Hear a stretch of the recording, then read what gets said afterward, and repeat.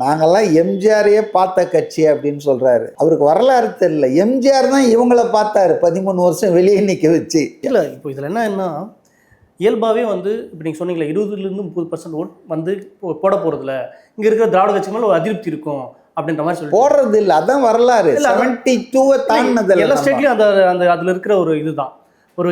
ஆனால் இது 30% இந்த அதிருப்தியில் விஜயகாந்த் வரும்போதும் இந்த மாதிரி புதுசாக வரும்போது இப்படி ஓட்டு போட்டதாக இருக்கட்டும், சீமான் வரும்போது புதுசாக வந்து ஓட்டு போட்டதாக இருக்கட்டும், ஆனால் ஒரு லாங் டியூரேஷன் இல்லாமல் மாறி போனது இருக்குது. அந்த தன்மையிலேருந்து கூட அதை பார்க்கலாம்ல. இல்லை, நீங்கள் புதுசாக ஒருத்தர் வர்றதுன்னு பார்க்காதீங்க.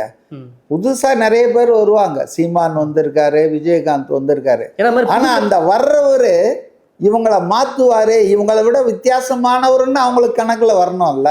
அது வரலன்னா அடவுடியா அப்படின்னு தான் போகலாம். அப்புறம் எம்ஜிஆருக்கு அப்புறம் அப்படி ஒன்றும் எதுவும் சோபிக்கவும் இல்லை. விஜயகாந்துக்கு இதே மாதிரியான ஒரு இது இருந்துச்சு, அதை மறுக்கவும் முடியாது.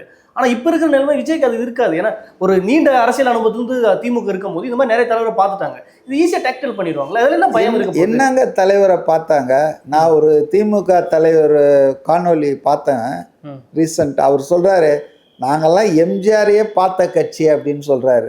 அவருக்கு வரலாறு தெரியல. எம்ஜிஆர் தான் இவங்கள பார்த்தாரு 13 வருஷம் வெளியே நிக்க வச்சு. இவங்க எம்ஜிஆரை என்ன பார்த்தாங்க? கொஞ்சம் யோசிச்சு பாருங்க.